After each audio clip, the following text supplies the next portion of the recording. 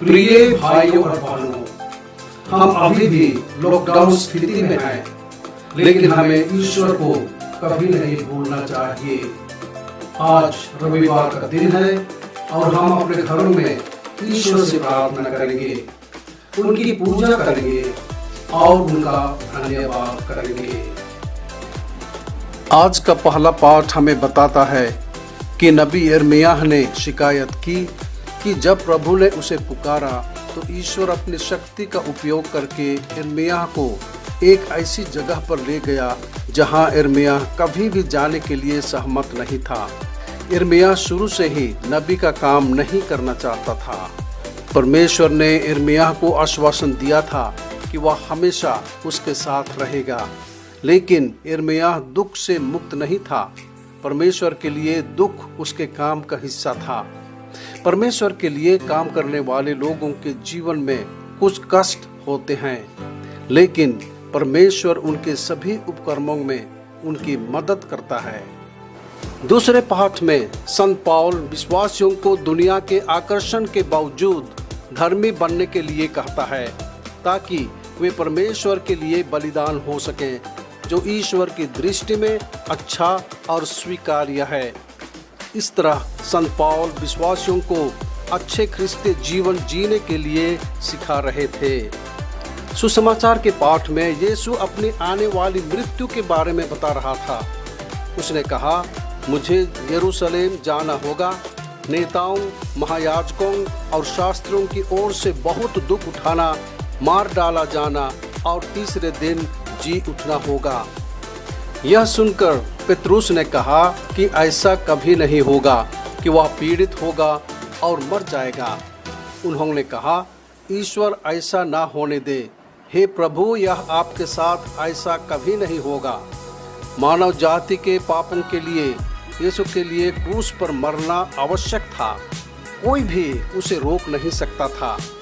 यीशु ने पतरस को मानवीय तरीके से सोचने के लिए डांटा।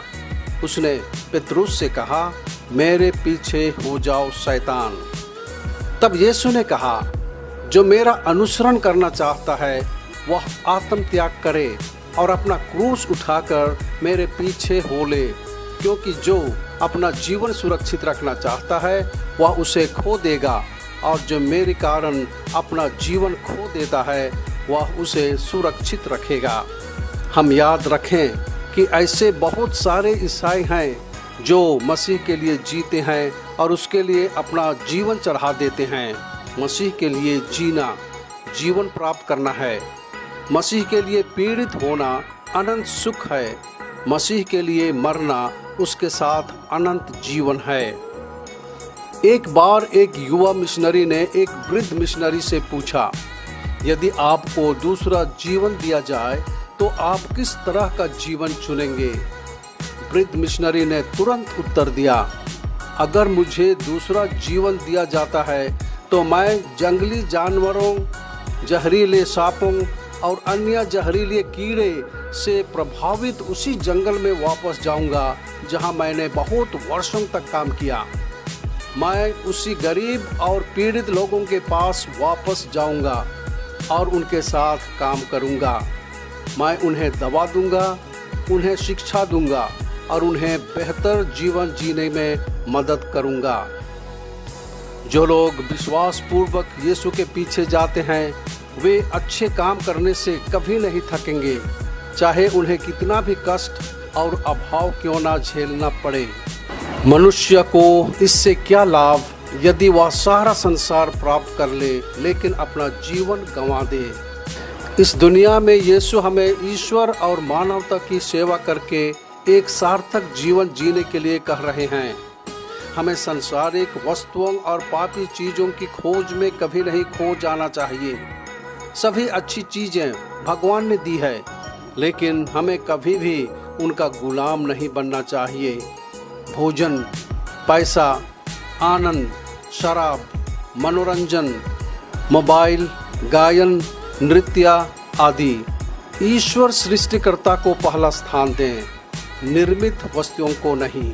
प्रिय भाइयों और बहनों, हम शरीर और आत्मा दोनों का ध्यान रखें, लेकिन हमें याद रखना चाहिए कि हमारी मृत्यु के बाद यह शरीर सड़ जाएगा तथा समाप्त हो जाएगा और आत्मा कभी नहीं मरेगी। यदि हम यीशु द्वारा सिखाए गए अच्छे जीवन को जीते हैं तो हमारी आत्मा ईश्वर के साथ जीवन का आनंद लेगी और इस जीवन का अंत कभी नहीं होगा।